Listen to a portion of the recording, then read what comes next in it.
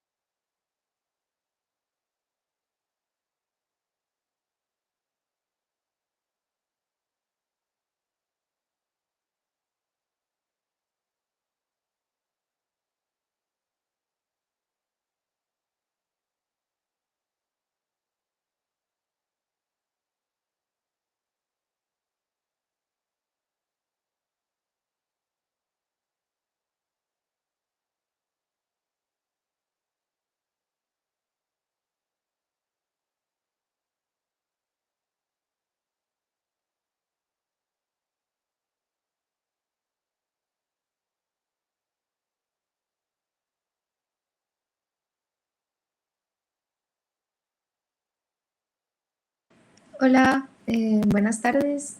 Vamos a iniciar ya lo que es la presentación de la regulación de la presión arterial. Y pues el equipo está conformado por David Joaquín Arguiles, Mario Alberto Garay y yo, Ana Sofía Gómez Silva Aguirre. Pues vamos a exponer un poco sobre lo que es la regulación de lo que es la presión arterial y pues espero que se la presente bien. ¿Me puedes dar la siguiente, por favor?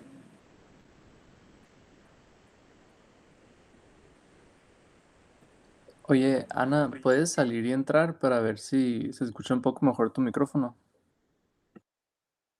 Sí, déjame, si no me meto en el celular. Ahí voy.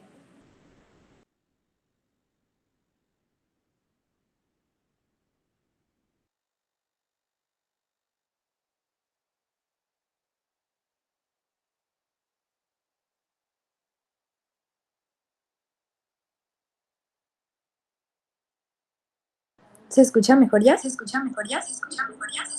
Sí, está perfecto, solo que Ok, mutea el otro sí, para que no ya. se escuche eco. Ah, perfecto. Ok, gracias.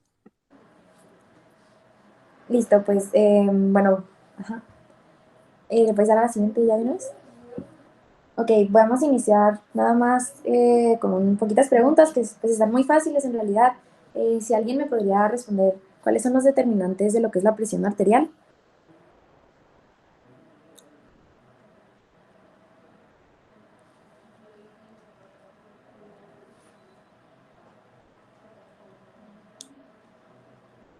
César, ¿cuáles son? Es la resistencia vascular periférica y el gasto cardíaco. Sí, perfecto. Ahorita como quiera vamos a hablar más sobre cada una de ellas. ¿Alguien sabe cuáles son los valores normales de la presión arterial? Ay,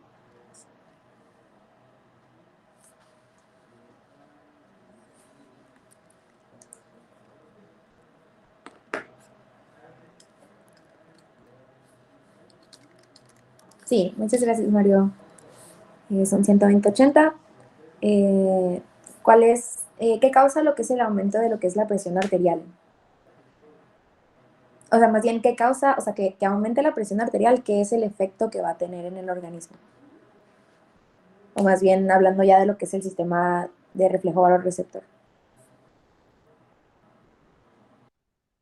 Mara,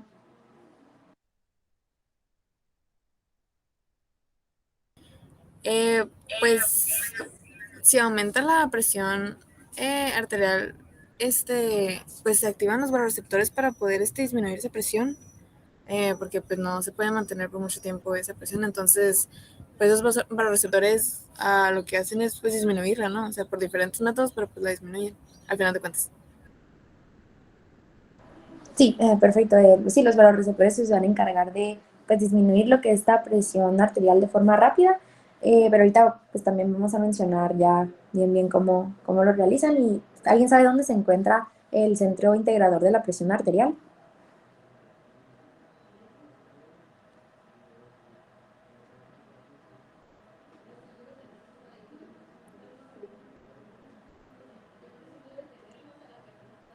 Ok, se encuentra en el bulbo raquídeo, pero bueno, está bien.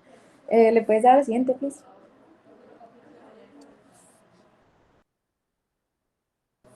Ok, ya iniciando pues con lo que es la presentación, pues en el sistema cardiovascular, el movimiento de la sangre a través de lo que es el vaso se va a producir desde un lugar, pues como ya sabemos, de mayor presión hacia uno de menor presión. Esto quiere decir que la sangre va a viajar a través del sistema arterial por una diferencia de presión desde el lado arterial, que es el lado pues, de mayor presión, hacia lo que es el lado venoso, que es el lado de pues, menor presión.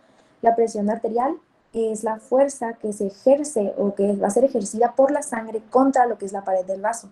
Esta va a depender tanto de lo que es el volumen que se va a contener en dicho tiempo, se podría decir, y de lo que es la distensibilidad de la pared del vaso, o sea, que con qué tanta facilidad este se puede estirar y pues del mismo modo regresar, que sería el retroceso elástico. Durante la sístole ventricular, un volumen sistólico de sangre va a ingresar a lo que son las arterias desde lo que es el ventrículo. Este volumen va a distender a lo que son las arterias, en este caso lo que es la aorta, incrementando lo que es la presión arterial. Al terminar lo que es la contracción durante pues, este periodo de diástole, posterior a lo que es la sístole, no entra sangre en lo que son las arterias. por lo que las paredes arteriales distendidas van a volver a su posición original. Esto pues por el llamado retroceso elástico que se va a producir, impulsando después ya la sangre hacia lo que son las arteriolas o hacia lo que es, pues a través de lo que es el sistema, ¿no? La presión arterial máxima, o más bien, como el corazón, pues bombea lo que es la sangre hacia la aorta, la presión arterial media en este vaso pues va a ser alta, con una media en torno a lo que son 100 mmHg. Pues además, pues este bombeo cardíaco, pues como ya sabemos, es un bombeo pulsátil, ¿no? Esto va a darnos o va a causar que se alterne, va a haber una presión, o sea, una presión arterial alterna entre lo que va a alternar entre lo que es una presión sistólica, que va a ser aproximadamente de unos 120 mmHg, y una diastólica, que va a ser aproximadamente lo que son unos 80. A medida que pues fluye la sangre a través de lo que es el sistema, pues tiene que atravesar todo lo que es la circulación, ¿no? Y esta pues presión pues va cayendo, como ya sabemos, como mencioné, pues para que se mueva o haya un flujo, tiene que ir desde un lugar de mayor presión a uno de menor presión, por lo que a lo largo de lo que es el sistema arterial, la presión va a ir cayendo progresivamente hasta que llega a casi cero en el momento pues, en el que alcanza lo que son a la vena cava superior y lo que es la vena cava inferior, donde pues ya posteriormente se va a vaciar en lo que es la aurícula derecha. ¿Le puedes dar la siguiente, please? Ok. La presión máxima ejercida en las arterias cuando se expulsa lo que es la sangre hacia ellas en la sístole, pues es la presión sistólica máxima, que pues esta va a ser en torno, como ya mencioné, a 120. Y la presión mínima dentro de lo que son las arterias, cuando la sangre sale de estas y pues se fluye hacia lo que es pues los vasos de menor calibre, pues sería la presión diastólica, que es de aproximadamente lo que son unos 80 mmHg. Como ya sabemos, pues la presión arterial nunca va a descender a lo que es cero, porque pues la siguiente contracción va a rellenar lo que son las arterias antes de que éstas se drenen totalmente de sangre. Ok, pero en este caso, ¿cuál es la fuerza impulsadora que va a elevar la presión arterial lo suficiente como para permitir este flujo unidireccional de sangre a lo largo de lo que es el sistema cardiovascular? Pues esta sería la presión arterial media. Esta pues es un aproximado, porque pues este no es un valor, o sea, no es un valor intermedio, se podría decir, entre la presión arterial sistólica y la diastólica. Por esta razón, esto porque pues la presión arterial permanece más cerca, se podría decir, de lo que es la diastólica que de la sistólica durante pues un periodo más tiempo, durante pues lo que es el ciclo cardíaco, ¿no? O sea, hay mayor tiempo de diástole que de sístole. Por esta razón, pues se utiliza lo que es esta fórmula, que al final pues nos va a dar lo que es un valor promedio de presión arterial media de 93 milímetros de mercurio. ¿Le podrías dar la siguiente? Bien, el corazón es el responsable, no es el responsable de mantener lo que es esta presión arterial media y mantenerla constante. Esto pues va a permitir que lo que es el sistema de arterias en paralelo, pues aporte a cada órgano una presión arterial que se aproxima a lo que es la presión arterial media, ¿no?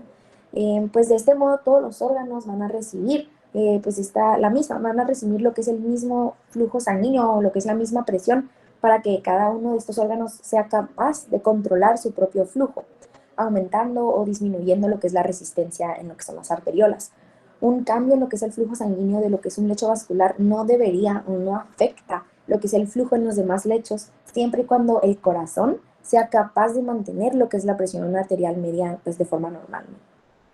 Pero, ¿cómo se regula lo que es la presión arterial media? Primero iniciaremos hablando un poco sobre lo que son los factores hemodinámicos de lo que es que la regulan.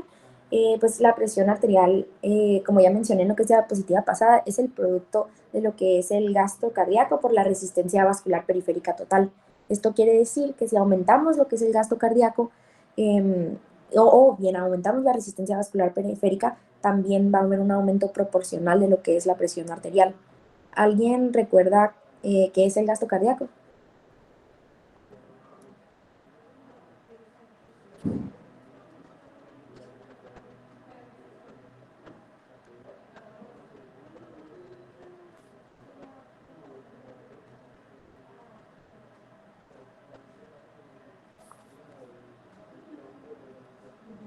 Sí, exacto, es la cantidad que sale de lo que es el corazón pues en cada latido.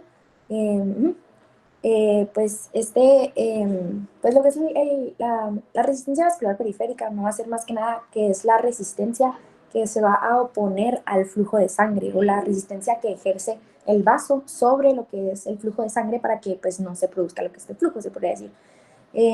Cada una de estas determinantes, o cada una de lo que es el gasto cardíaco y la resistencia vascular periférica, a su vez va a estar determinada o va a estar mediada por lo que son otros valores. Un ejemplo de esto es lo que es el gasto cardíaco, que es el producto entre lo que es el volumen latido o lo que es el volumen sistólico por lo que es la frecuencia cardíaca. El volumen sistólico es el volumen que se eyecta del ventrículo en cada ciclo cardíaco y la frecuencia cardíaca es la cantidad de veces que late el corazón en un minuto. A su vez, el volumen sistólico pues está también determinado por la contractibilidad, el retorno venoso y lo que es la poscarga. ¿Alguien sabe cómo estas variables modificarían a lo que es el volumen sistólico? O sea, si aumenta la precarga, ¿cómo se modifica el volumen sistólico?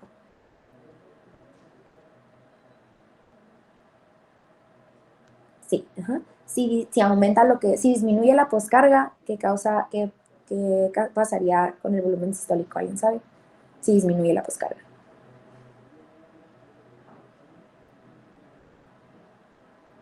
Sí, pues ajá, es directamente proporcional a lo que es el aumento de la precarga, pero inversamente proporcional a lo que es el aumento de la poscarga, se podría decir. La resistencia vascular periférica, pues a su vez va a estar determinada pues, por diferentes factores ya dependientes de lo que es el vaso o de lo que es la sangre. En este caso, lo que es la viscosidad de la sangre, el largo del vaso y lo que es el radio del vaso. Esto porque la viscosidad de la sangre, si aumentamos lo que es la viscosidad de la sangre como por un aumento de lo que es el hematocrito, pues vamos a causar que haya más células rojas o más glóbulos rojos que choquen contra o eritrocitos que choquen contra lo que es la pared del vaso, por lo que va a haber una mayor fricción y ahí va a haber una mayor resistencia.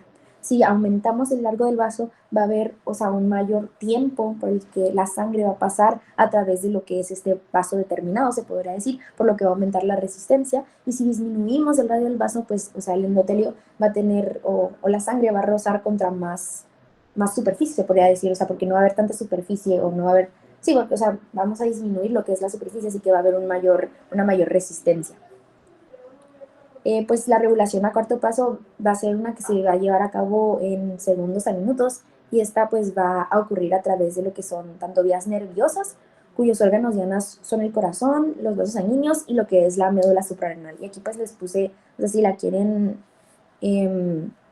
pues copiar lo que es esta foto, pero esta foto es muy padre porque te viene pues en sí todo, o sea, los determinantes de cada uno de lo que son los factores, ¿no? Y pues aquí también puse lo que es la ley de Poiseuille, que pues, ajá, también nos ayuda pues a determinar ya lo que es la resistencia vascular o la resistencia a lo que es el flujo de sangre, que pues es igual que lo que es la resistencia vascular periférica en este caso. ¿Me puedes dar a la siguiente, please? Ok, y pues ya iniciamos con lo que es la regulación de lo que es la presión arterial a lo que es corto plazo, que esta, como ya mencioné, va a ser de segundos a minutos y va a afectar sus órganos dianas, corazón, vasos sanguíneos y médula suprarrenal. ¿Le puedes dar la siguiente, pues? Ok, pues antes de explicar ya lo que es el reflejo al receptor, pues va a ser importante entender primero los sistemas reflejos nerviosos o también se llaman lo que son lo que es el arco reflejo, que pues estos nos van a explicar por qué un impulso aferente o un impulso que puede ser sensitivo o motor nos va a traer lo que es un impulso eferente que puede ser motor, se podría decir. Pues vamos a iniciar con lo que es el estímulo, ¿no? Que es el estímulo va a ser lo que es la variable que se va a cuantificar o lo que es la variable que cambia, se podría decir. Lo que es el detector, o que puede ser tanto un sensor o lo que es un receptor, va a transformar lo que es este estímulo, que puede ser un estímulo mecánico, puede ser un estímulo químico, en un impulso nervioso. Este pues va a cuantificar la variable o más que nada, o lo que es este estímulo, y lo va a traducir en la señal eléctrica, ¿no? Luego está la vía nerviosa aferente, que va a transmitir lo que es este mensaje eléctrico o nervioso desde lo que es el detector hasta lo que es el sistema nervioso central, o en este caso lo que es el centro integrador, que el centro integrador va a ser el encargado de detectar las señales que llegan desde la periferia y los va a compararlas con un punto de control. Después pues va pues, a procesar lo que es esta información y va a generar lo que es un mensaje. Este mensaje lo va a transmitir lo va a transmitir lo que es la respuesta hacia lo que es el estímulo inicial o para modificar lo que es la variable o lo que es el estímulo inicial, ¿no? Luego está lo que es la vía nerviosa eferente, que va a transmitir el mensaje desde el centro integrador hacia lo que es la periferia, en este caso a lo que es el órgano diana, que va a llevar a cabo lo que es la acción, y lo que es el efector, que son los elementos que ejecutan o van a ejecutar lo que es la respuesta o lo que es este mensaje para modificar lo que es la variable inicial o lo que es la variable alterada y llevarla de nuevo hasta lo que es el punto de control. ¿Le puedes dar a la siguiente? Pues de una forma general o también en específica podemos analizar lo que es el reflejo al receptor con lo que es este mismo mecanismo, que también la voy a explicar pues ya más a detalle en las próximas diapositivas. Pero pues también podemos explicar, pues más que nada este mecanismo de barorreceptor es un arco reflejo. Un ejemplo de pues la variable controlada pues sería el aumento de lo que es la presión arterial, ¿no? Este aumento de la presión arterial va a causar un estiramiento de las paredes, tanto del seno carotidio como de lo que es el arco aórtico. Los sensores o detectores, en este caso van a ser los barorreceptores. Estos son pues receptores de estiramiento que se activan cuando se distiende lo que es la pared vascular, ¿no? Las fibras aferentes van a ser lo que es el nervio vago y lo que es el glosofaringio, que van a llevar lo que es este mensaje hacia lo que es el centro integrador, que se va a localizar pues en el sistema nervioso central, específicamente en lo que es el bulbo raquídeo, ¿no? Sin olvidar que pues, o sea, no únicamente es el bulbo raquídeo, ¿no? También este bulbo raquídeo va a recibir lo que son aferencias desde lo que es la corteza cerebral, lo que es el hipotálamo, etcétera, ¿no? Después se va a procesar lo que es la información y se va a enviar a través de lo que son las vías eferentes, que pues van a ser transportadas en este caso por lo que es el nervio vago, y pues los efectores de lo que es este arco reflejo pues van a incluir las células marcapasos y lo que son las células miocárdicas de lo que es el corazón, que van a responder a este aumento de lo que es la presión arterial con una disminución de la frecuencia cardíaca y de la contractibilidad, así como una vasodilatación de las células de músculo liso de los vasos, pero eso es aparte. Pues ya después de analizar lo pasado podemos darnos cuenta que pues los barorreceptores forman parte de un mecanismo, ¿no?, de retroalimentación negativa necesario. Pues mecanismo de retroalimentación negativa va a ser necesario para mantener lo que es la presión arterial. Pues está diseñado, se podría decir, que para que cuando aumente lo que es la presión arterial se provoque una vasodilatación y una bradicardia, y que cuando disminuye la presión arterial, o sea, de forma inversa, se produce una vasoconstricción y lo que es una taquicardia. Pues como ya mencioné antes en lo que es el ejemplo, los barorreceptores pues van a ser mecanorreceptores que se van a ubicar en lo que son zonas pues específicas o estratégicas de alta presión en el sistema nervioso central. Estos van a ser pues dos puntos, el seno carotidio, que es el que se ve en lo que es la imagen A, y lo que es el arco aórtico. Pues el seno carotidio se va a encontrar ubicado por encima de lo que es la bifurcación de lo que es la arteria carotidia común.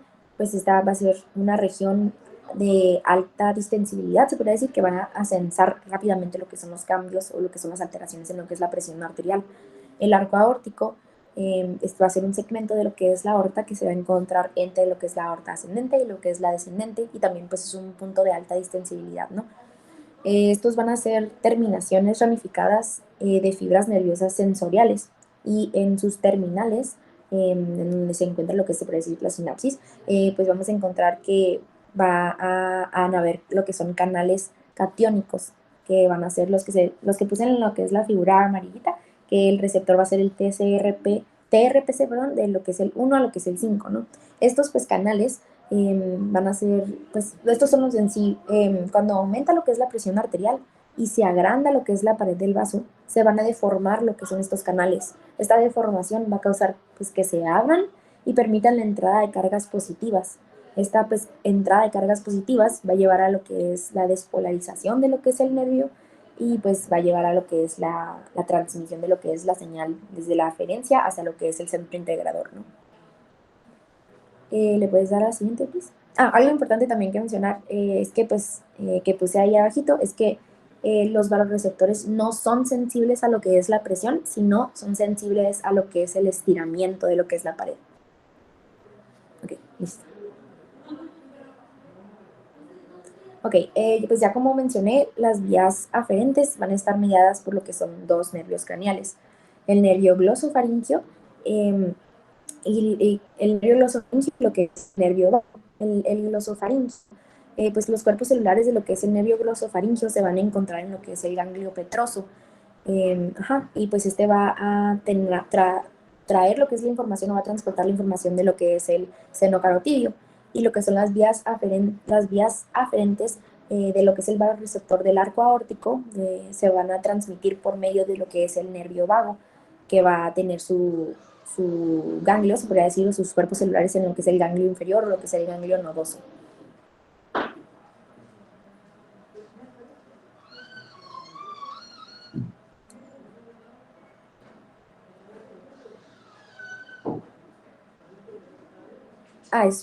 ¿Cómo?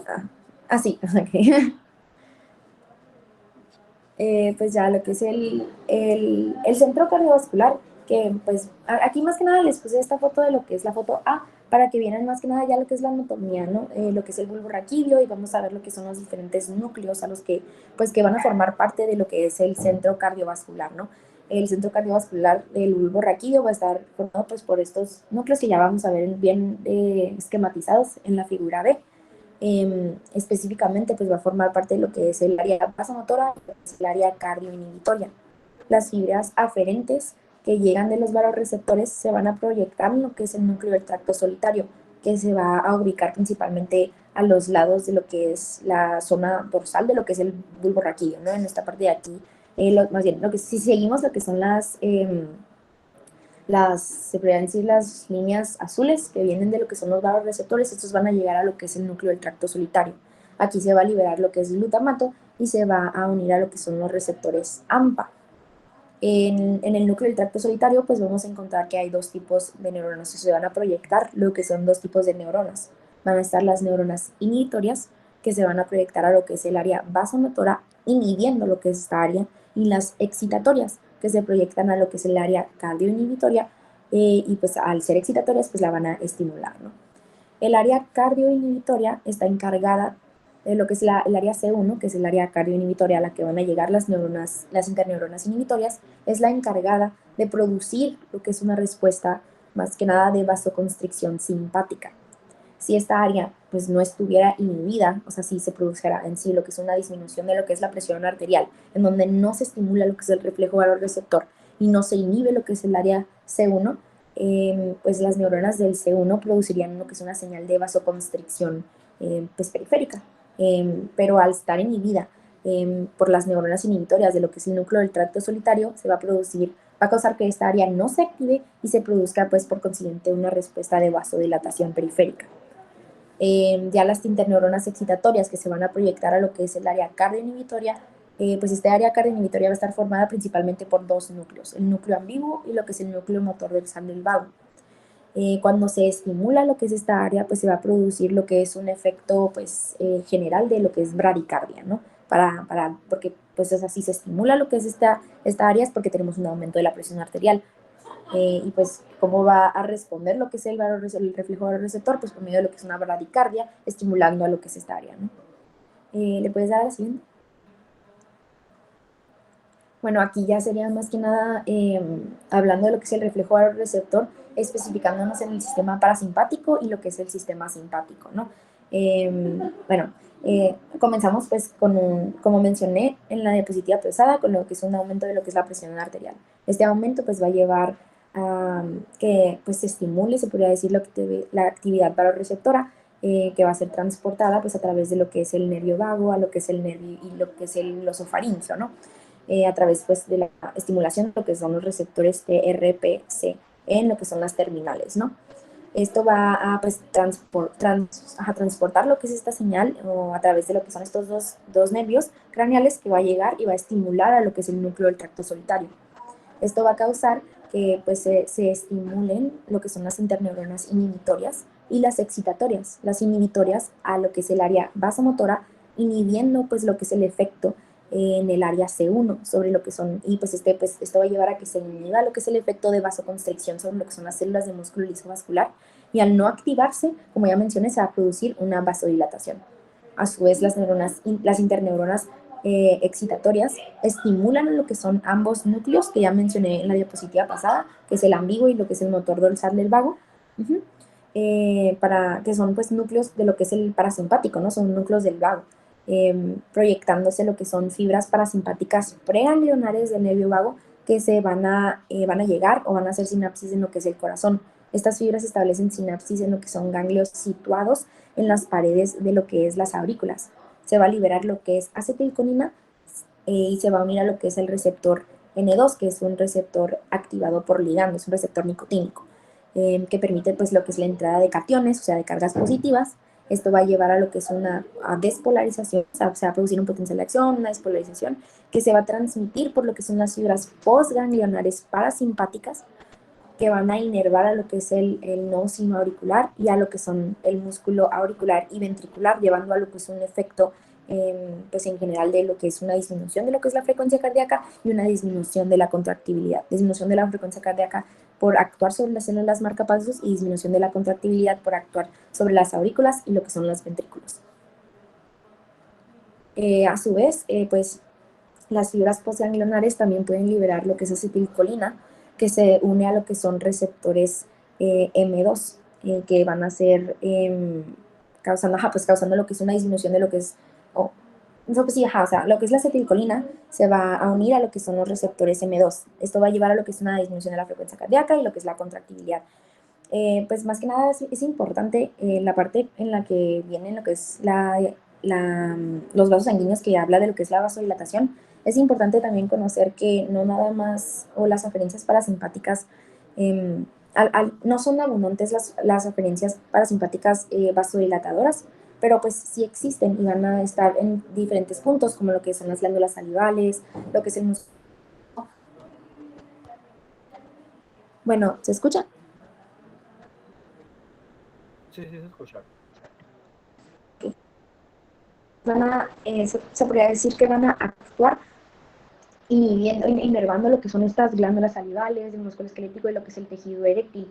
Las fibras postganglionares parasimpáticas van a liberar la acetilcolina y van a causar una vasodilatación indirecta. Eso es importante, pues ahorita voy a mencionarlo y va a estar en la siguiente diapositiva, pero es importante saber que es una vasodilatación indirecta, porque van a producir óxido nítrico o lo que son otros agentes, no porque inhiban en sí lo que es la contracción. ¿Le pueden dar la siguiente, please?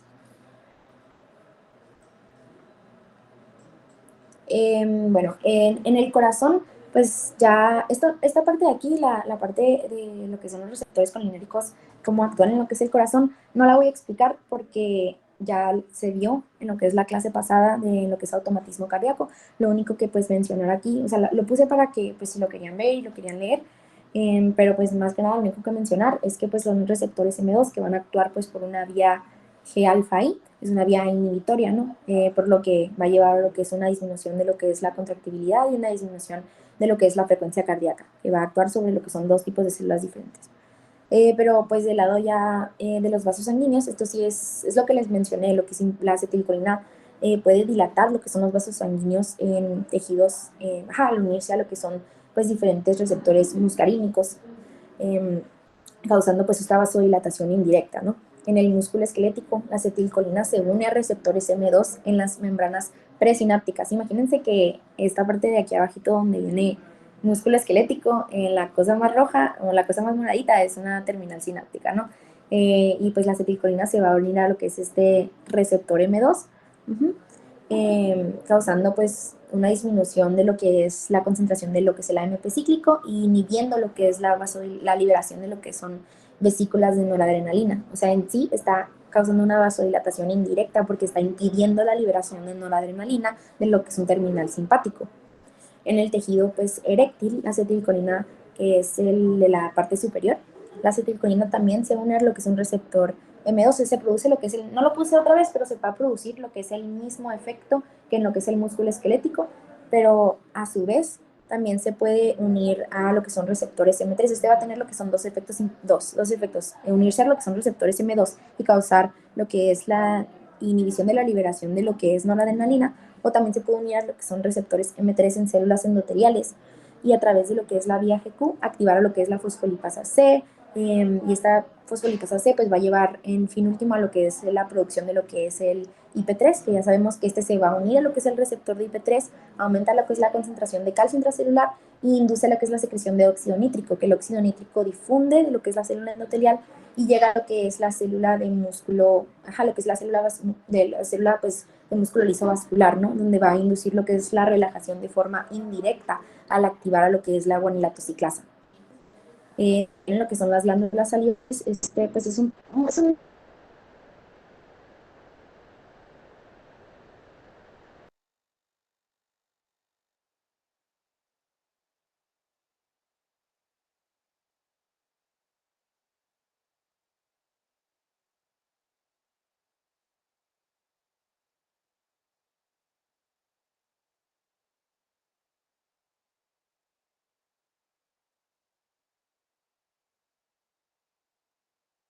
calicreína. Oh, hola, ¿se escucha? Sí, ahora sí. Ok, pues repito lo de las glándulas, o no se escuchó. Ok, pues más que nada lo de las glándulas salivales, no. Ok, gracias. Es algo un poquito más complejo porque se va a liberar lo que es la acetilcolina por las neuronas postganglionares hacia lo que son las células ganglionares y las células glandulares, perdón, donde se va a estimular lo que son los receptores M3. Y al igual que pues, en lo que es el tejido eréctil, se estimula lo que es la vía GQ, que va a aumentar de fin último lo que es la concentración de calcio por parte de lo que es la liberación de calcio del retículo pues, sarcoplásmico. Pero esto va a favorecer, en vez de aumentar lo que es la concentración de óxido nítrico, favorece la secreción de lo que es las calicreínas, que estas pues, son enzimas que se van a encargar de cortar los sinógenos y formar lo que son cininas vasodilatadoras, como la bradicinina.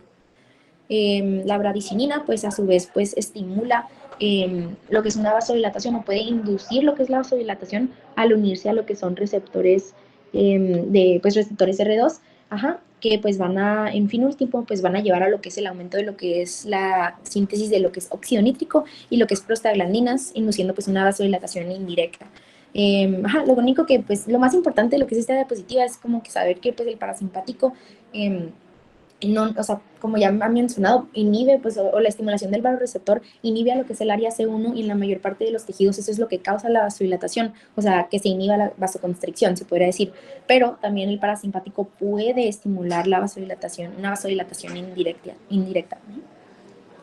¿Le pueden dar a la siguiente, please?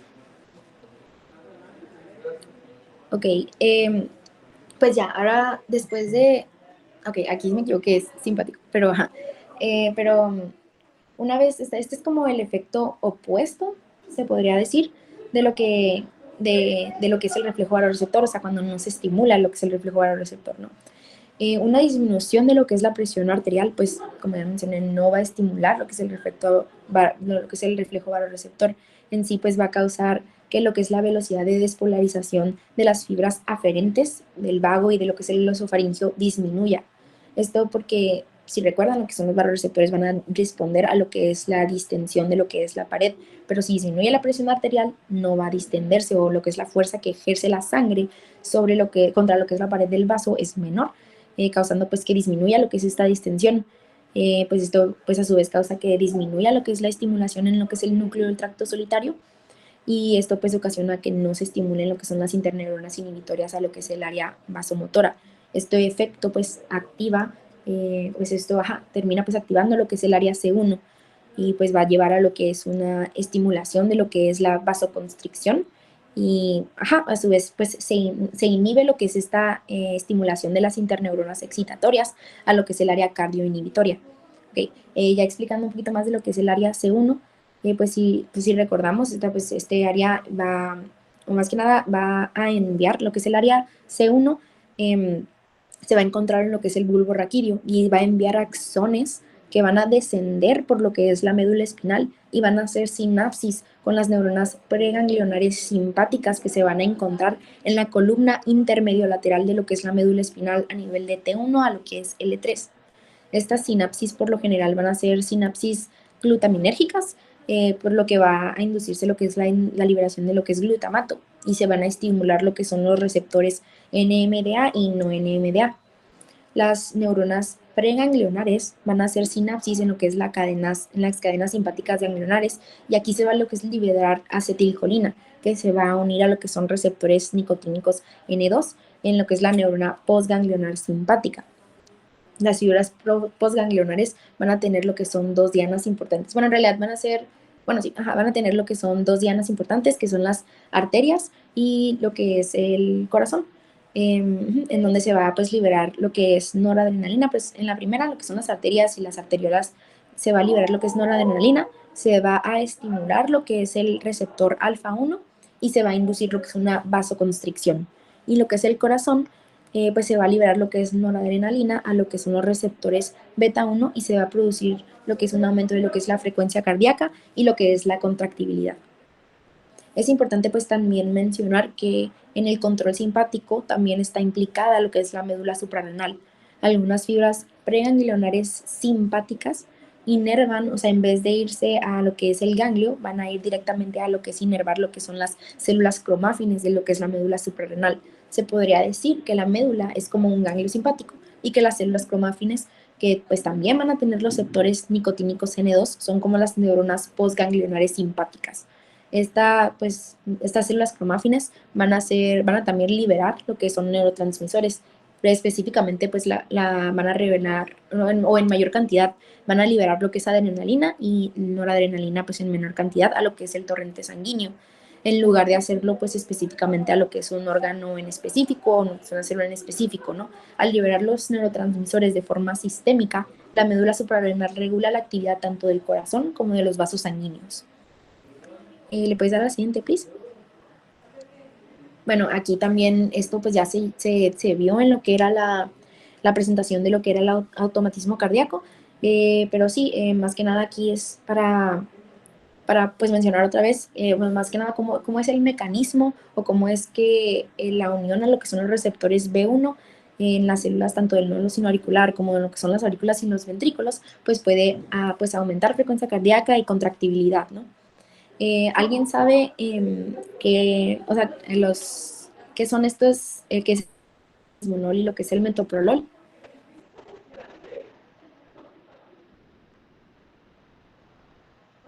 Mara. Son fármacos beta antagonistas, ¿no? Uh-huh. ¿Sabes qué es? O sea, que en sí, bueno, o sea, sí, son fármacos beta antagonistas y pues estos van a ser específicamente beta 1 selectivos y pues lo que hacen es inhibir a lo que es este receptor y pues causar que no se estimule lo que es la frecuencia, no se aumente la frecuencia cardíaca y no aumente la contractibilidad. Son inotrópicos son inotrópicos y cronotrópicos negativos, ¿no?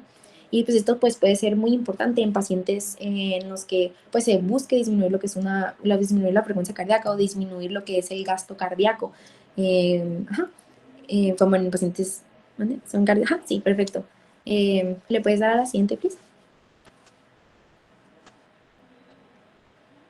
Ok, pues ya los receptores adrenérgicos en lo que son vasos sanguíneos, pues esto va a ser pues mediado, como ya había mencionado, tanto por las neuronas simpáticas postganglionares como por lo que es la médula suprarrenal. Las neuronas simpáticas postganglionares pues van a liberar principalmente noradrenalina, mientras que la médula suprarrenal libera principalmente lo que es adrenalina y en una menor proporción lo que es noradrenalina, ¿no? Pues ninguna de estas va a tener lo que es, bueno, más que nada ninguna de estas es como que tiene lo que es una afinidad específica por lo que es un receptor. Sin embargo, la noradrenalina se une con mayor afinidad a lo que son los receptores alfa, pero también puede activar lo que son los beta, ¿no? Del mismo modo, la adrenalina se une con mayor selectividad a lo que son los receptores beta, pero también puede actuar sobre lo que son los receptores alfa. Ya hablando más que nada de lo que es el receptor, en este caso lo que es tanto noradrenalina principalmente como lo que es adrenalina pueden activar a lo que es el receptor alfa 1. Este receptor pues es un receptor acoplado a proteína GQ, como ya mencioné, aumenta la concentración de IP3, de calcio, por la liberación de calcio inducida por el receptor de IP3, y esto pues induce vasoconstricción. Y ya pues en lo que es la adrenalina o la noradrenalina pueden también estimular a lo que es el receptor beta 2, que este va a tener lo que es una vía GS, que activa lo que es la D-nilatociclasa, estimula lo que es la PK, fosforila lo que es la sinasa, lo que es la sinasa de lo que decimos, bueno, MLSK.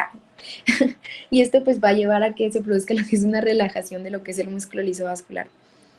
¿Alguien sabe qué es el propranolol y lo que es el timolol? Bueno, ajá.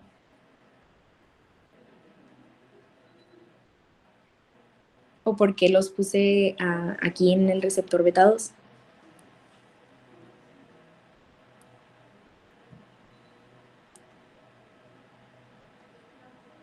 Exacto, ajá. Es importante saber que pues los beta bloqueadores hay no selectivos y lo que son selectivos. El propranolol, lo que es el timolol, son beta bloqueadores no selectivos. Esto quiere decir que pueden actuar tanto en corazón como inhibiendo lo que son los receptores beta 1 como en bronquios, inhibiendo lo que son los receptores beta 2. Y esto pues es importante conocerlo porque si tenemos un paciente asmático o un paciente con EPOC, no se le puede dar lo que es este tipo de receptores, porque, pues, o sea, aunque tenga lo que es una insuficiencia cardíaca o lo que tenga una arritmia o algo así, este pues va a inhibir a lo que son los receptores beta 2 y va a producir lo que es una broncoconstricción. Y, ajá, más que nada sería eso. ¿Le puedes dar a la siguiente?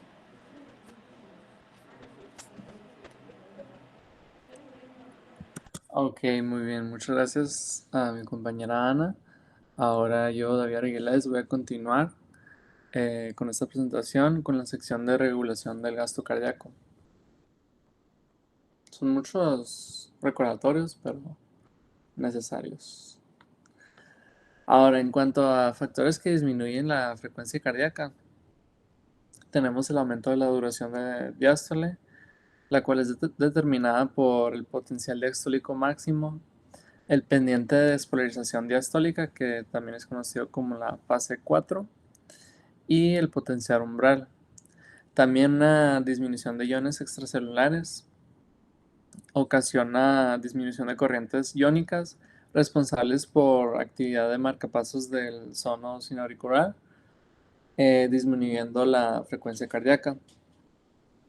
Y un dato importante de esta disminución de iones extracelulares, esto no forma parte de algún bucle de retroalimentación cardiovascular, a comparación de muchas otras cosas que hemos mencionado hoy.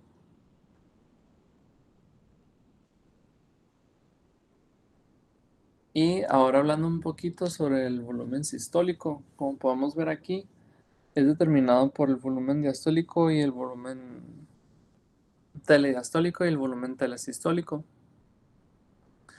El normal telediastólico es 120 mililitros, el normal telesistólico es 50 mililitros y el volumen sistólico normal viene siendo 70 mililitros.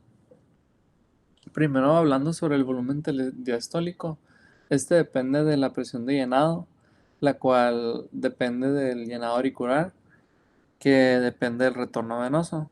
También el volumen telediastólico depende del tiempo de llenado, ya que más tiempo para llenarse resulta en más volumen al final de la diástole. Y también depende el volumen telediastólico de la distensibilidad ventricular. Más distensibilidad resulta en más facilidad para llenarse, ocasionando más volumen telediastólico.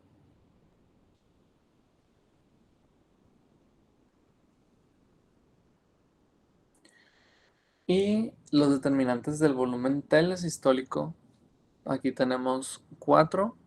Primero enfocándonos en la precarga.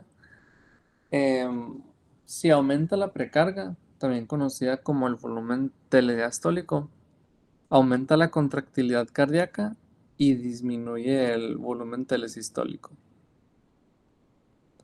Si aumenta la poscarga, por ejemplo, la presión arterial sistémica media, en el caso del ventrículo izquierdo, o la presión arterial pulmonar media, en el caso del ventrículo derecho. Esto actúa como un obstáculo para el vaciamiento ventricular, por lo que aumenta el volumen telesistólico, que es el volumen que el volumen de sangre que termina en el corazón después de la sístole. Entonces, una sístole, al tener un obstáculo, no puede sacar la misma cantidad de sangre que puede sacar al no tener el obstáculo, que sería un aumento de la poscarga. El aumento de la frecuencia cardíaca también influye en el volumen telesistólico. Si aumenta la frecuencia cardíaca, aumenta la concentración de calcio intracelular en el cardiomiocito, lo cual aumenta la contractilidad cardíaca, lo cual disminuye el volumen telesistólico. Y lo mismo pasa aquí, los inotrópicos positivos también, perdón, la contractilidad también influye en el volumen telesistólico y los inotrópicos positivos pueden aumentar la contractilidad al ocasionar un aumento del calcio intracelular en los cardiomiocitos. Esto, como ya mencioné, aumenta la contractilidad cardíaca y esto disminuye el volumen telesistólico. Y así ahora pasamos cómo el volumen telediastólico y el volumen telesistólico influyen en el volumen sistólico.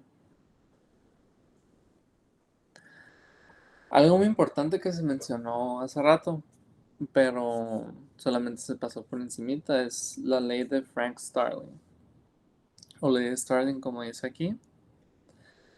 Esta determina, básicamente a grandes rasgos es entre más volumen tenemos en el ventrículo, más fuerza de contracción vamos a tener.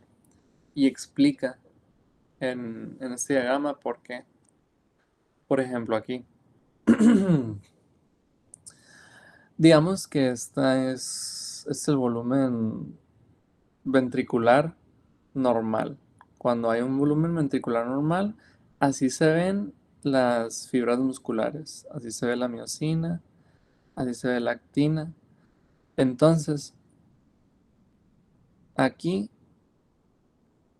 nos vamos a enfocar y vamos a ver que la actina no está completamente sobre la miocina aquí, porque como que se sobrelapa, porque está tan, digamos, tan pequeño, ese, tan corta esa longitud de la fibra muscular, que no se llega a aprovechar por completo la actina y no puede actuar sobre la miocina.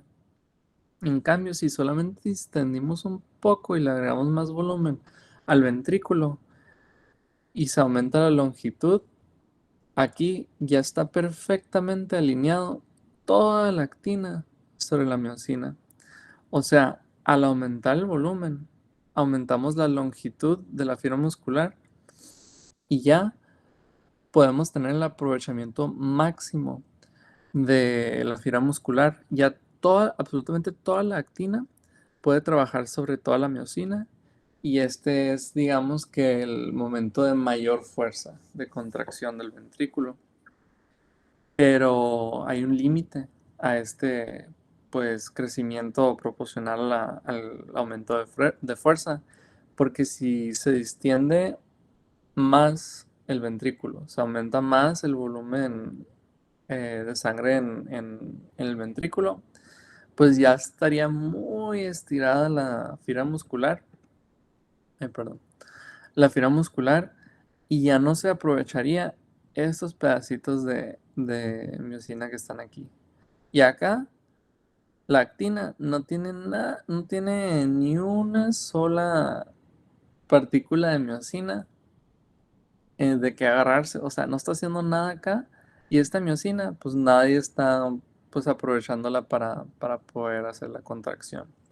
Entonces la ley de Starling dice que entre más volumen ventricular, entre más se llena el ventrículo, más fuerza de contracción va a haber, que ya se explica por esto y esto, pero esto tiene un límite. Si se llena de más, pues ya no va a aumentar la fuerza de contracción, va a disminuir. ¿Quedó alguna duda aquí? No, no, ninguna. Perfecto. Yo siento que esta es la clave, la verdad. Con eso se explica perfectamente. Me lo explicaron en segundo semestre y ya se me pegó por toda la vida. Continuando. Vamos a hablar sobre barroreceptores y quimiorreceptores. Estos son forman parte de algunos mecanismos extrínsecos al corazón para regular el gasto cardíaco. Los que acabamos de ver son los mecanismos intrínsecos. Ahora, primero tocando el tema de barroreceptores. Los barroreceptores influyen en el gasto cardíaco. ¿Y cómo hacen esto? Modifican el volumen sistólico y modifican la frecuencia cardíaca, que ya tocamos sobre los factores que afectan el gasto cardíaco. Y los barroreceptores también monitorizan la presión arterial media. Entonces, si tenemos un cambio en el gasto cardíaco, pensarían que pues, esto es detectado por los barroreceptores. Podrían decir que sí, podrían decir que no, pero lo importante es que este cambio en el gasto cardíaco puede ser un cambio espontáneo y ya, y regresa a lo que estaba antes, y no se afecta la presión arterial media. Entonces, como ya mencioné, monitoriza la presión arterial media. Si esta no es afectada, no importa si cambió el gasto cardíaco. Bueno, no, esta es esa parte. No importa si cambió el gasto cardíaco. Si este gasto cardíaco no alcanzó a modificar la presión arterial media, los barroreceptores no detectan este cambio. ¿Por qué? Porque los barroreceptores se enfocan en detectar cambios en la presión arterial media.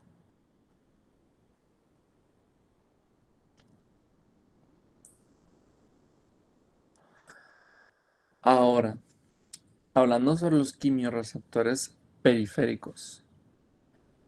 Estos detectan la hipoxia y la acidosis respiratoria y con esto modifican la frecuencia cardíaca, aumentándola. Y monitorizan los cambios metabólicos provocados por ejemplo, una disminución del gasto cardíaco. Esto también es importante. ¿Por qué? Porque como ya mencioné, o sea, nos tenemos que enfocar, como en la pasada, nos tenemos que enfocar en lo que monitorizan, los cambios metabólicos. Si disminuye el gasto cardíaco y luego aumenta, pero no llega al punto de ocasionar cambios metabólicos, que es, por ejemplo, una disminución en la presión parcial perdón, un aumento en la presión parcial de dióxido de carbono. O sea, no, no se va a detectar por los quimiorreceptores periféricos. Esta disminución de gasto cardíaco tiene que llegar al punto que ocasiona cambios metabólicos para poder ser sensado por los quimiorreceptores periféricos, ya que es lo único que sensan.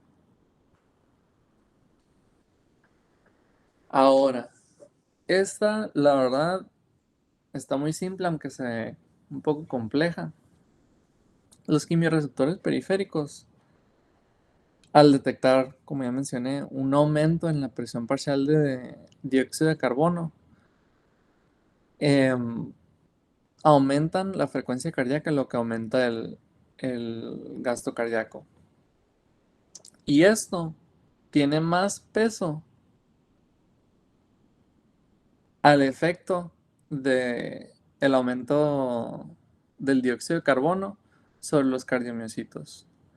Porque a la misma vez que está pasando esto de acá. El aumento de la presión parcial de dióxido de carbono ocasiona una acidosis en el cardiomiocito, lo que ocasiona un aumento del calcio intracelular en este cardiomiocito, ocasionando una disminución de la sensibilidad de troponina C, lo que ocasiona una contractilidad cardíaca, lo que ocasiona una disminución del gasto cardíaco. Entonces, estamos viendo aquí que es un aumento de la presión parcial de dióxido de carbono ocasiona una disminución del gasto cardíaco. Pero acá estamos viendo lo opuesto. ¿Ve? ¿Ven? Pues estas dos cosas que están pasando a la misma vez, predomina este efecto de los quimiorreceptores periféricos al efecto de la presión parcial de dióxido de carbono sobre los cardiomiocitos. Por eso puse esto de aquí. O sea, sí pasan las dos cosas, pero esto tiene más peso, por lo que predomina que cuando se aumenta la presión parcial de dióxido de carbono, se termina aumentando el gasto cardíaco. Ahí por si leen que esto también pasa, pues sí, también pasa, pero predomina esto.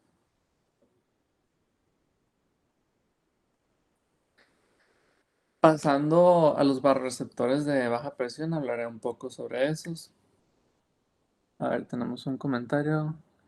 Por eso esta regulación, dice Mario, por eso esta regulación funciona hasta cierto tiempo. Llega un momento en el que el cuerpo por sí solo no puede compensar ese aumento de presión parcial de dióxido de carbono. Por eso es que llega un momento en que empezamos con distrés respiratorio al iniciar una acidosis respiratoria por menor función del corazón.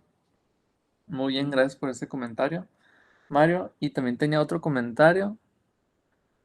Los quimiorreceptores causan un aumento en la frecuencia cardíaca y frecuencia respiratoria con el fin de compensar esas anomalías en el pH, el oxígeno y eliminar tus niveles de dióxido de carbono.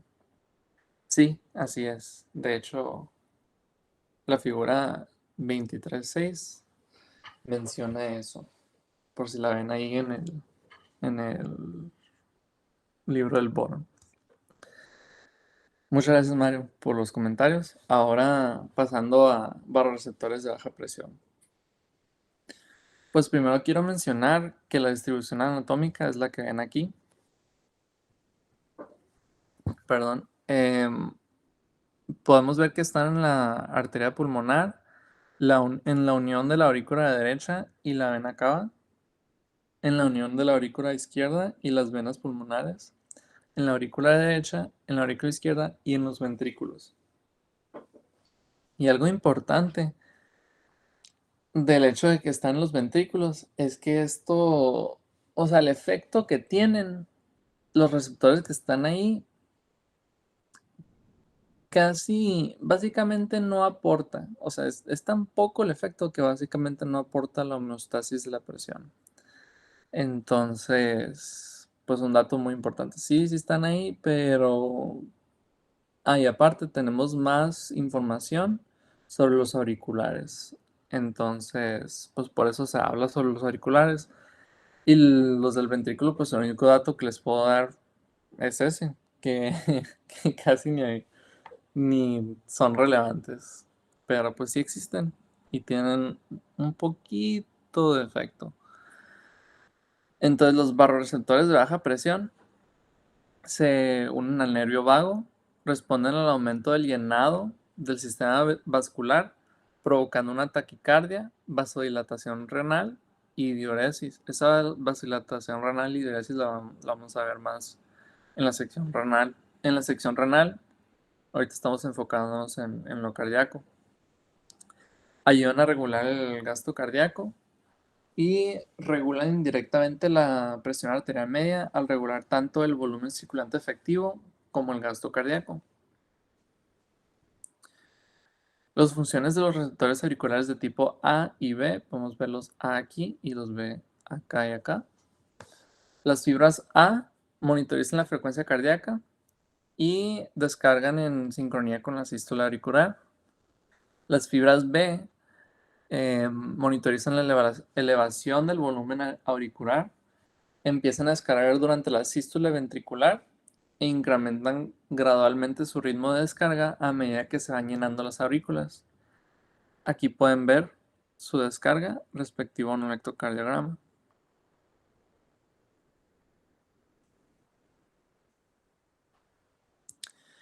Y extrapolando las fibras B, es decir, aplicando lo que ya sabemos en este dominio a otro dominio,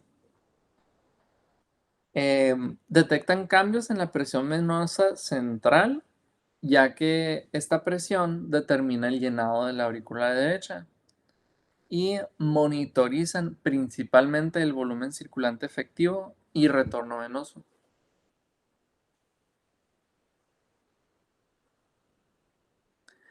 Mientras el aumento del estiramiento de los receptores de alta presión disminuye la frecuencia cardíaca, el de los receptores auriculares de tipo B aumenta la frecuencia cardíaca. Y con lo que acabo de mencionar, podemos ver el reflejo de Bainbridge, que es una taquicardia causada por aumento de retorno venoso. El gasto cardíaco es aproximadamente proporcional al volumen de sangre circulante efectivo, y durante la hipervolemia prevalece el reflejo Bainbridge, mientras que durante la hipovolemia domina el reflejo barorreceptor de alta presión. Aquí, en esta pequeña secuencia, se puede ver lo que acabo de mencionar. Hay un aumento de retorno venoso. Se estiran los receptores auriculares y sucede una taquicardia. En realidad esto debería estar acá. Pero bueno, aumenta el retorno venoso, se estiran los receptores auriculares, sucede una taquicardia. Eso es el reflejo de Bainbridge. Aquí podemos ver el reflejo de Bainbridge en esta figura del botón. Se estiran los receptores auriculares de baja presión y se provoca una taquicardia. Aquí pueden ver el volumen circulante efectivo, a manera de que va aumentando la frecuencia cardíaca. Y pues obviamente al aumentar la frecuencia cardíaca, pues aumenta el gasto cardíaco.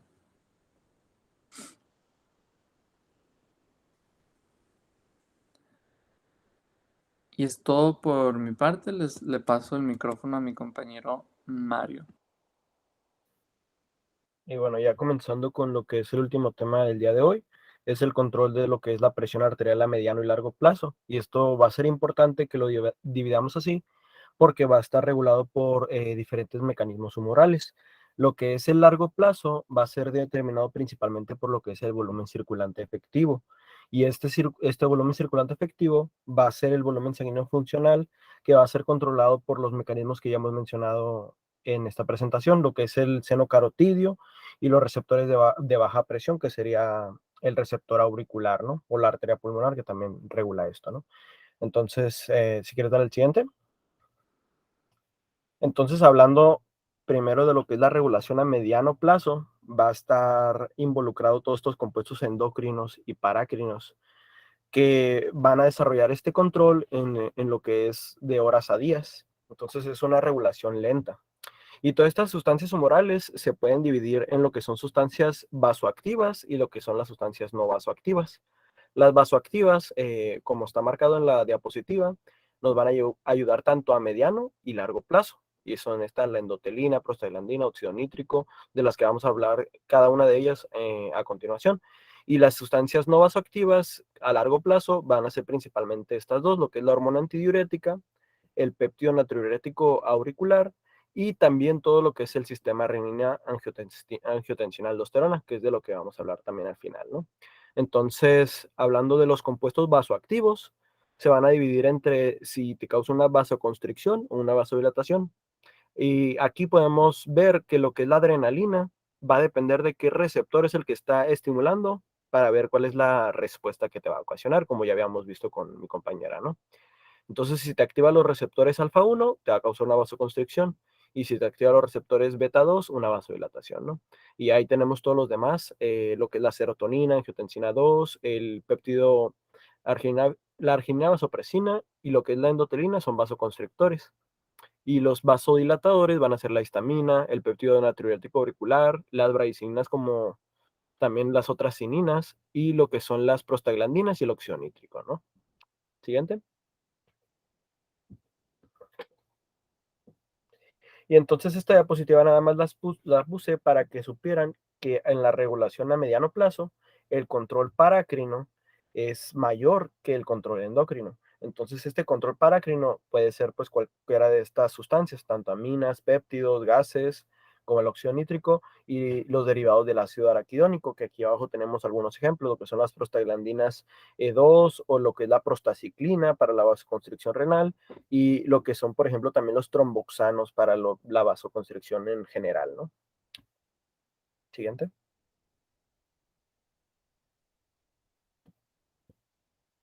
Y ya empezando a hablar de lo que son las aminas biógenas, van a ser principalmente estas tres, lo que es la adrenalina, la serotonina y la histamina. Y empezando a hablar por la adrenalina, ¿alguien sabe cuál va a ser su principal acción? ¿Vasoconstricción o vasodilatación?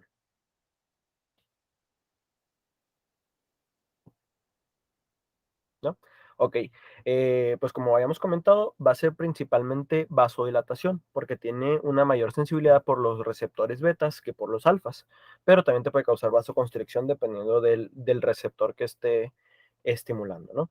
Entonces vamos a tener que esta adrenalina se va a secretar principalmente por las células cromafines de la médula suprarrenal y ya una vez en lo que es la sangre va a estimular cualquiera de estos receptores. Si estimula el receptor adrenérgico beta 2 se va a ir por la vía de la proteína GS, alfa S, y va a activar lo que es la dianilato ciclasa, va a activar la PK, que va a fosforilar lo que es la sinasa del músculo liso, y va a relajar lo que es las células del músculo liso vascular.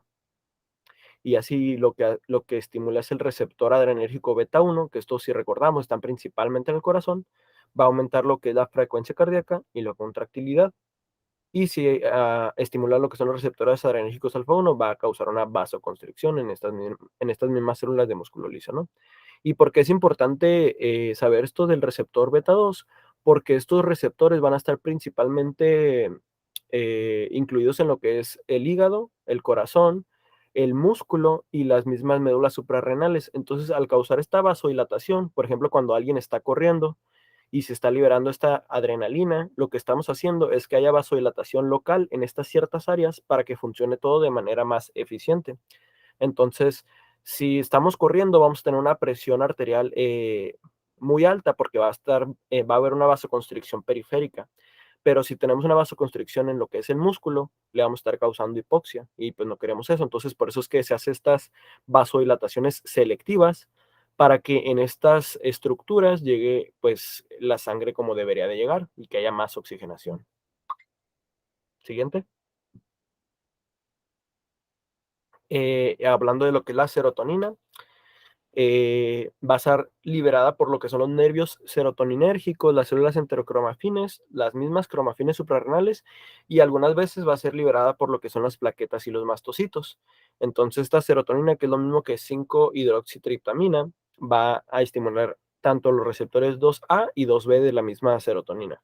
Y ambos van a causar lo que es una vasoconstricción. Esta no es tan relevante para la regulación a mediano plazo ni a largo plazo, pero es importante en el papel de la hemostasia que ya vimos en otras clases, ¿no? Y va a causar la vasoconstricción inicial de la hemostasia, una vez que se libera por las plaquetas o por la degranulación de los mastocitos, ¿no? Siguiente.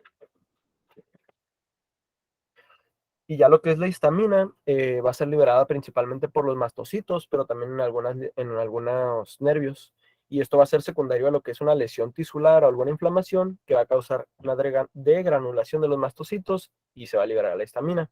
Esto va a estimular los receptores H2, que son G-alfa S igual, aumentando la adenilato ciclasa, el AMP cíclico, activando lo que es la APK, y igual fosforilación de la cinina y disminuyendo lo que es la actividad de la célula del músculo liso, ¿no? Entonces eso va a causar lo que es una vasodilatación principalmente. Pero aquí también tenemos que remarcar que la histamina a nivel periférico sí va a causar una vasodilatación, pero a nivel bronquial va a estimular estos mismos receptores, pero va a causar lo que es una vasoconstricción en ese músculo liso bronquial. Entonces, por eso es que cuando tenemos una reacción asmática y pues aumenta lo que es la histamina, se va a causar una broncoconstricción. Entonces, por eso es que algunas veces los antihistamínicos nos ayudan con estos síntomas. Siguiente. Y ya pasando a lo que son los péptidos, La primera que tenemos y de las más importantes va a ser la angiotensina, que aquí como podemos ver de dónde vamos a obtener la angiotensina 2, en el hígado se va a estimular. Ok, nos vemos, Ana. En el hígado se va a estimular lo que es la liberación del angiotensinógeno.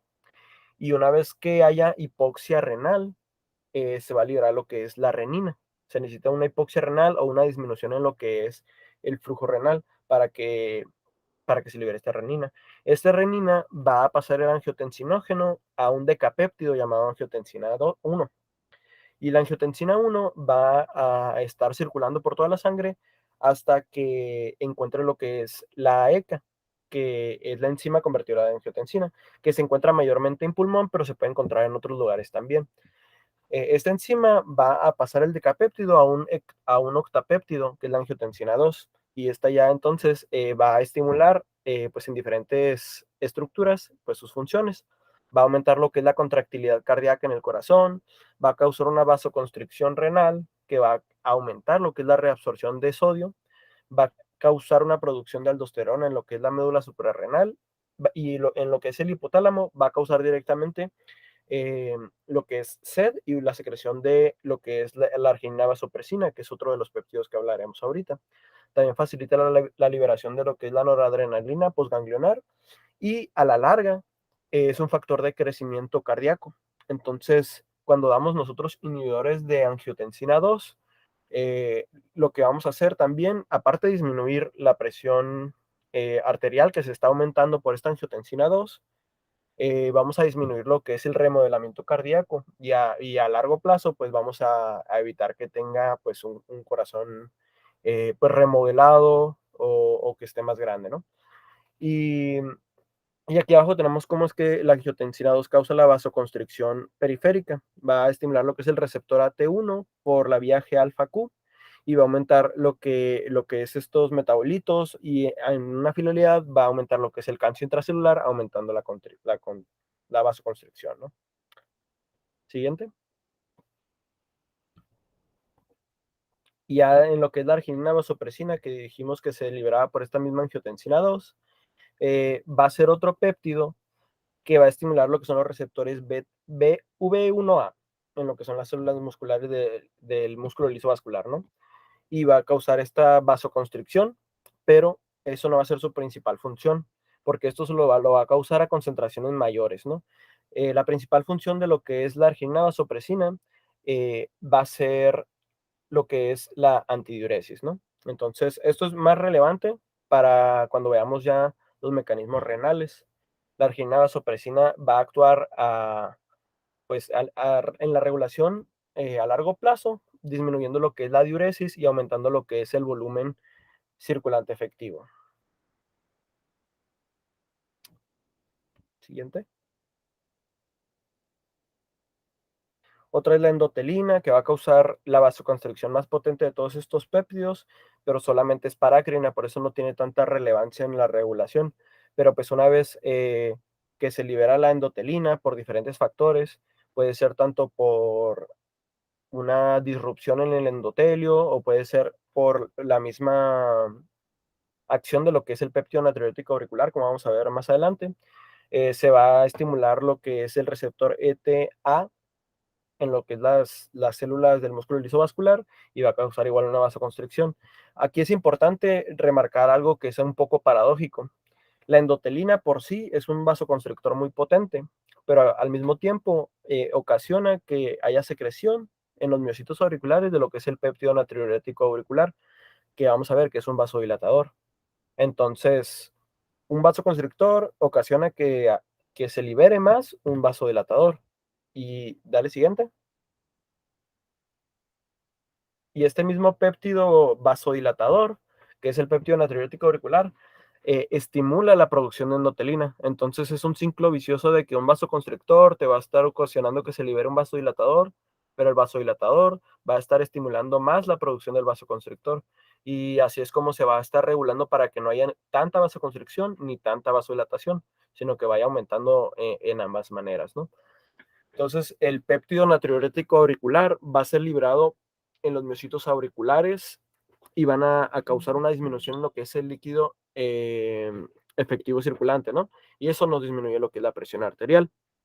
Aquí están los receptores en los que van a actuar, lo que es la guanilato ciclasa.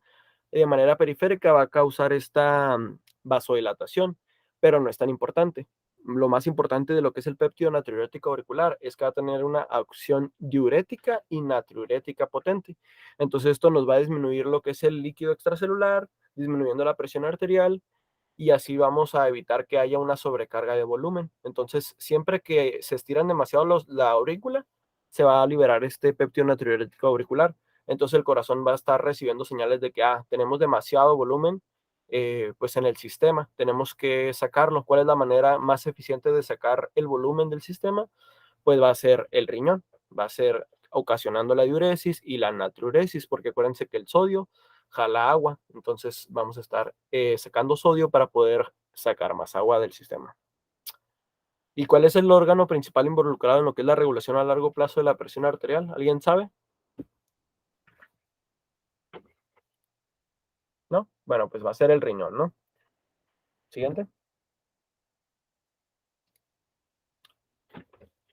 Y ya en cuanto al último péptido, son las cininas, que estas van a estar activadas por lo que es la calicreína, que a su vez es activada por lo que es el factor 12 de la coagulación. Entonces esta calicreína va a activar las cininas y convertirlas en bradicinina, lisilbradicinina, metionil-lisilbradicinina, etcétera, ¿no? Y estas ya a nivel periférico van a ocasionar lo que es una vasodilatación por aumento de lo que es el óxido nítrico. Entonces, como nos comentaba la compañera, va a aumentarle el óxido nítrico y las prostaglandinas y eso va a causar la vasodilatación de manera indirecta, ¿no? Aquí también es importante saber que como esta bradicinina es inactivada por lo que es la enzima convertidora de angiotensina, si nosotros utilizamos inhibidores de la enzima convertidora de angiotensina, también vamos a aumentar la vida de estos péptidos y esto nos puede ocasionar efectos adversos como la tos. Entonces, cuando nosotros le damos captopril a nuestros pacientes, pueden tener este efecto adverso porque están teniendo bradicinina, metionil-lisilbradicinina, todas estas van a estar aumentadas porque no se están degradando de la manera adecuada. Siguiente. Y ya por último, las prostaglandinas y el óxido nítrico, que van a estar como ya hemos mencionado, el tromboxano A2 va a causar una vasoconstricción periférica y la prostaciclina y la prostaglandina van a causar vasodilatación periférica. Pero es importante saber que esta prostaciclina y prostaglandina E2, cuando están actuando en la vasculatura renal, van a causar lo contrario, una vasoconstricción renal.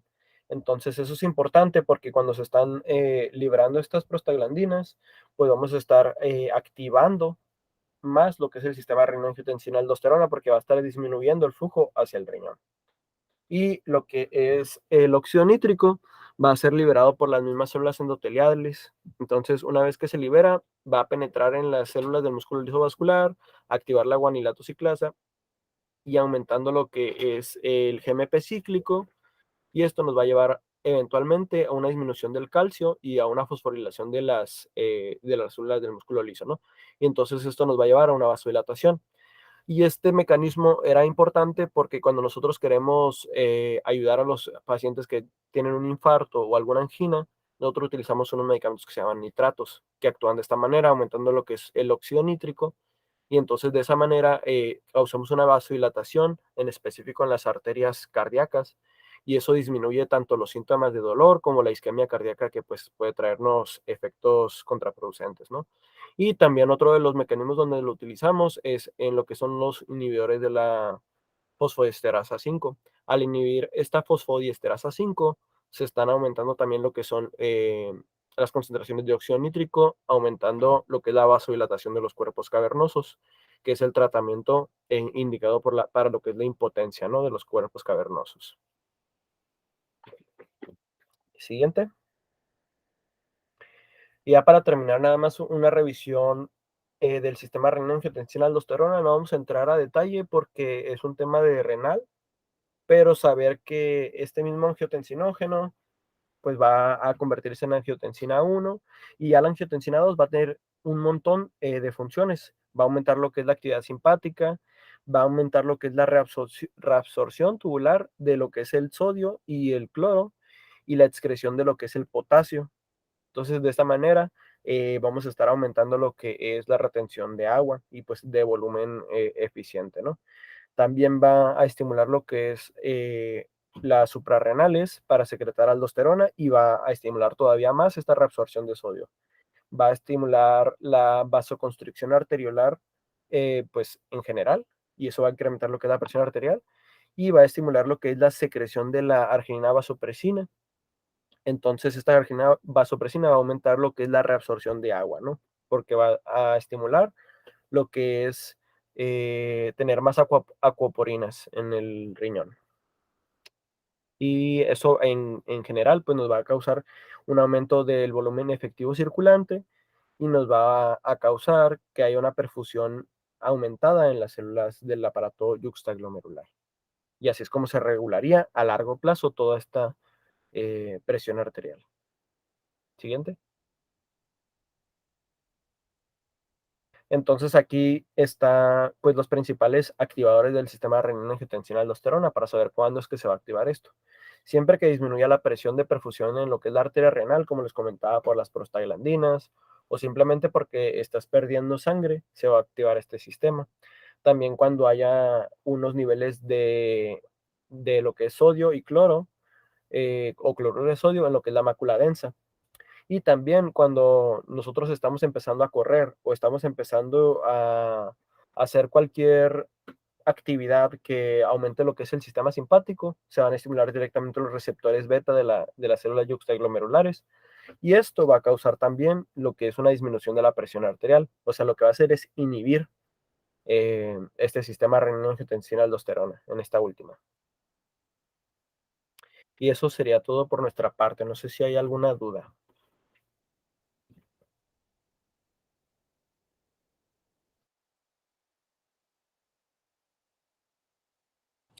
Bueno, si no hay alguna duda, le quiero agradecer a mis compañeros Mario y Ana, quienes hicieron un excelente trabajo. También a nuestro equipo de la Academia de Fisiología, quien nos ayudó a mejorar la presentación, en donde hubieron secciones para mejorar.